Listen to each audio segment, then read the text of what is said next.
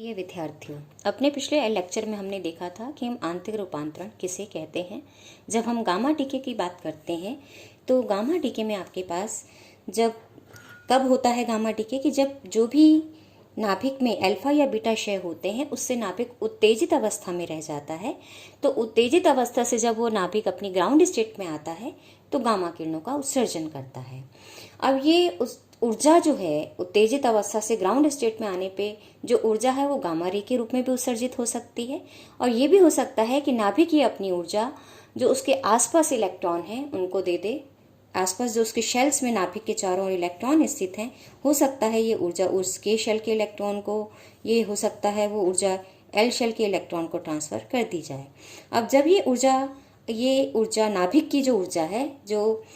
उसके अनुत्तेजन के फलस्वरूप मिली, अनुत्तेजन का मतलब जब नाभिक उत्तेजित ऊर्जा स्तर से ग्राउंड स्टेट में आ रहा था तब उसके पास जो ऊर्जा थी वो ऊर्जा अगर उसने अपने कोश के इलेक्ट्रॉन को दे दी है तो हम ये जानते हैं कि ये प्रोसेस कहलाता है आंतरिक रूपांतरण। और हमने आंतरिक रूपांतरण गुणांक को डिफाइन किया था कि आंतरिक रूपांतरण जो गुणांक है ये डिपेंड करता है कि आंतरिक रूपांतरण का क्षय नियतांक क्या है और आपके पास गामा उत्सर्जन का क्षय नियतांक क्या है। तो इसका मतलब ये जो आंतरिक रूपांतरण गुणांक है ये क्षय प्रायिकताओं पर निर्भर है कि आंतरिक रूपांतरण की क्या प्रायिकता है और गामा उत्सर्जन की क्या प्रायिकता है। तो एक तरह से ये बताता है आपके पास कि कौन सा मान ज्यादा होगा, गामा उत्सर्जन ज्यादा होगा किसी नाभिक के लिए या फिर आंतरिक रूपांतरण का जो प्रक्रिया है वो ज्यादा होगी। तो कौन सी चीज प्रभावी होगी, गामा उत्सर्जन या आंतरिक रूपांतरण प्रभावी होगा, यह हमें पता लगता है आंतरिक रूपांतरण गुणांक द्वारा, जो कि दिया जाता है लैम्डा आई अपॉन लैम्डा गामा से। और ये निर्भर करता है उन संख्याओं पर जो कि आपके पास आंतरिक रूपांतरण के फलस्वरूप है और गामा उत्सर्जन के फलस्वरूप है। यहाँ पे Ni क्या है कि निश्चित समय में जो आंतरिक रूपांतरित इलेक्ट्रॉन की संख्या है वो कितनी है, क्योंकि यहाँ पर जब ये ऊर्जा इस इलेक्ट्रॉन को दी जाती है, कोशीय इलेक्ट्रॉन को, तो इलेक्ट्रॉन बाहर आता है और ये इलेक्ट्रॉन उस समय कहलाता है आंतरिक रूपांतरण इलेक्ट्रॉन। तो ये Ni बताता है कि अगर आंतरिक रूपांतरण हो रहा है तो निश्चित समय में इस आंतरिक रूपांतरण से प्राप्त इलेक्ट्रॉनों की संख्या कितनी है, और N गामा मुझे बताता है कि उसी समय अंतराल में उसी संक्रमण में उत्सर्जित गामा किरणों की संख्या कितनी है। अब यहाँ पर अगर आपके पास जो आंतरिक रूपांतरण है वही वापस अगर के शेल से हो रहा है तो हम उसका क्षय नियतांक लैम्डा आई के से देंगे, तो उसका आंतरिक रूपांतरण गुणांक हो जाएगा लैम्डा आई के अपॉन लैम्डा गामा। और अगर हम कह रहे हैं कि जो आंतरिक रूपांतरण का के फलस्वरूप जो इलेक्ट्रॉन आ रहा है वो के शेल से आ रहा है, और अगर इस के शेल का क्षय नियतांक लैम्डा आई एल है तो आपके पास इसका आंतरिक रूपांतरण गुणांक अल्फा एल हो जाएगा lambda I L upon lambda gamma. अगर आपके पास इलेक्ट्रॉन एम शेल से आ रहा है और इस एम शेल के लिए क्षय नियतांक लैम्डा आई एम है तो इसका आंतरिक रूपांतरण गुणांक हो जाएगा लैम्डा आई अपॉन लैम्डा गामा। तो इसलिए अगर यहाँ पर अगर हम कुल आंतरिक रूपांतरण गुणांक देखें तो इन तीनों के योगफल के बराबर होगा, यानी अल्फा के plus alpha L plus alpha gamma. और सामान्यतः ये भी पाया गया है कि आपके पास जो आंतरिक रूपांतरण गुणांक है वो Z क्यूब के यानी परमाणु क्रमांक के क्यूब के समानुपाती पाया गया है। अब हम देखते हैं कि आंतरिक रूपांतरण और प्रकाश विद्युत प्रभाव में क्या अंतर है। अब आंतरिक रूपांतरण हमने देखा है कि जब नाभ की ऊर्जा को ग्रहण करके इलेक्ट्रॉन कक्षा से बाहर आता है तो आपके पास ये आंतरिक रूपांतरण है, यानी नाभ की ऊर्जा को ग्रहण करके इलेक्ट्रॉनिक कक्षाओं से इलेक्ट्रॉन का बाहर आना आंतरिक रूपांतरण है। जबकि प्रकाश विद्युत प्रभाव में क्या होता है कि आंतरिक रूप से ऊर्जा उसको नहीं दी जाती है, वो बाहरी रूप से हम ऊर्जा डालते हैं जब पदार्थ पर, तो बाह्य ऊर्जा डालने से इलेक्ट्रॉन बाहर आते हैं, तो ये आंतरिक रूपांतरण नहीं है, इसे हम बाह्य रूपांतरण कह सकते हैं। अब यहाँ पर आंतरिक प्रकाश विद्युत प्रभाव इसका मतलब एक प्रकार का बाह्य रूपांतरण हो गया। और आंतरिक रूपांतरण में हम देखते हैं कि जो इलेक्ट्रॉन आते हैं वो नाभिक के निकट स्थित ऊर्जा स्तर से आते हैं, जबकि प्रकाश विद्युत प्रभाव में हम सतह पर जब प्रकाश डालते हैं तो जो बाह्यतम कक्षा में जो इलेक्ट्रॉन होते हैं वो बाहर आते हैं। तो आंतरिक रूपांतरण में आंतरिक कक्षाओं से परमाणु के इलेक्ट्रॉन बाहर आता है, जबकि प्रकाश विद्युत प्रभाव में बाह्यतम इलेक्ट्रॉन पास बाहर आता है कोश से। तो ये अंतर हो गया कि आंतरिक रूपांतरण में आंतरिक कक्षा से इलेक्ट्रॉन बाहर आएंगे और प्रकाश विद्युत प्रभाव में, जिसको कि हम बाह्य रूपांतरण भी कह रहे हैं, बाह्यतम कक्षा से इलेक्ट्रॉन बाहर आते हैं। और आंतरिक रूपांतरण में जो इलेक्ट्रॉन की गतिज ऊर्जा होगी वो डिपेंड करेगी कि आपके पास जो नाभिकीय ऊर्जा है वो इलेक्ट्रॉन की बंधन ऊर्जा से कितनी अधिक है, यानी E का मान हो जाता है H माइनस BE के बराबर, जहाँ BE क्या है, बंधन ऊर्जा है इलेक्ट्रॉन की,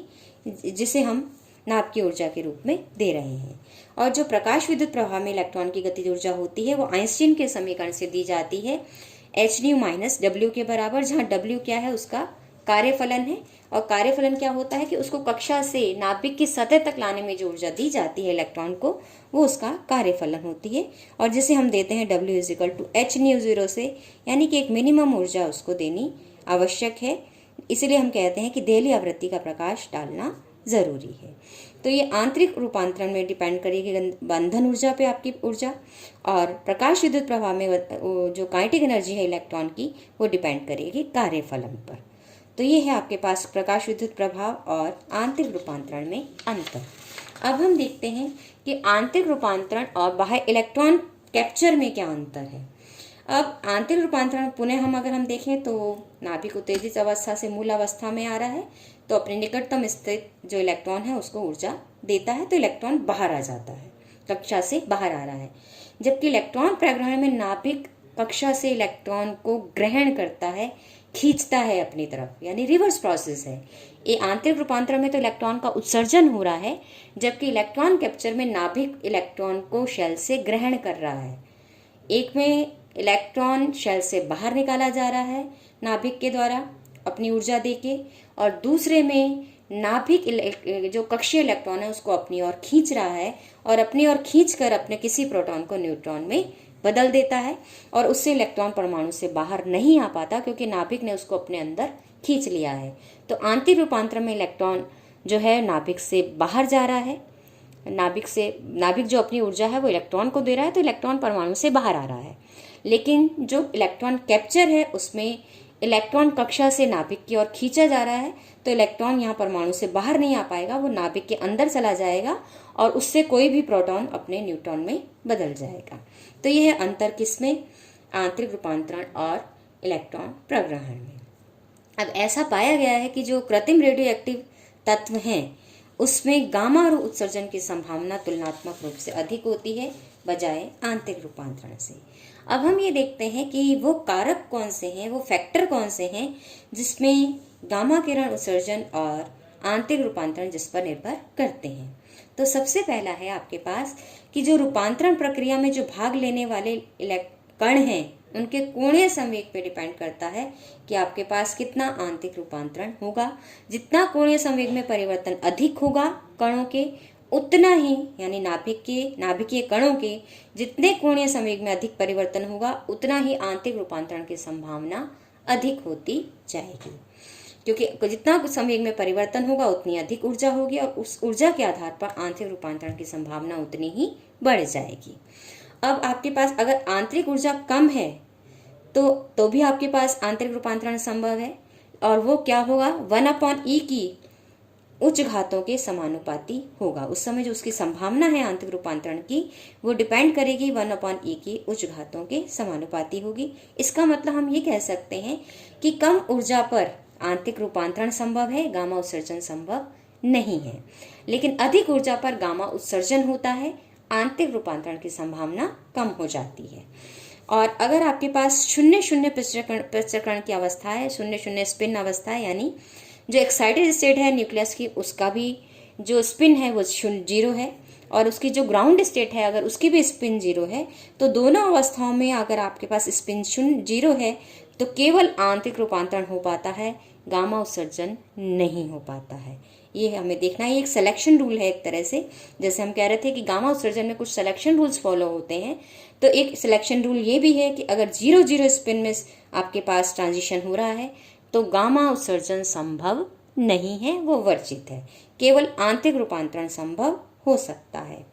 अब जो भारी नाभिक हैं, भारी रेडियो एक्टिव नाभिक हैं, उनमें आंतरिक रूपांतरण होता है, और तुलनात्मक रूप से जो हल्के रेडियो एक्टिव नाभिक पदार्थ हैं उनमें गामा उत्सर्जन हमें देखने को मिलता है। तो ये था आपके पास कि गामा किरण क्या है और गामा किरणों की प्रॉपर्टीज को हम कैसे डिफाइन करते हैं, और गामा रे में के उत्सर्जन में एक महत्वपूर्ण तथ्य आ जाता है, आंतरिक रूपांतरण उसको हम कैसे समझते हैं और उसका प्रकाश विद्युत प्रभाव से अंतर कैसे हम बताते हैं, इलेक्ट्रॉन कैप्चर से किस प्रकार से अंतर बताते हैं, और तुलनात्मक रूप से कैसे बता सकते हैं कि आंतरिक रूपांतरण अधिक होगा और कब आपके पास गामा उत्सर्जन की प्रायिकता अधिक होगी। तो ये सब हम देख चुके हैं और इसी के साथ ही आपका पास रेडियो एक्टिविटी का ये चैप्टर समाप्त होता है। धन्यवाद।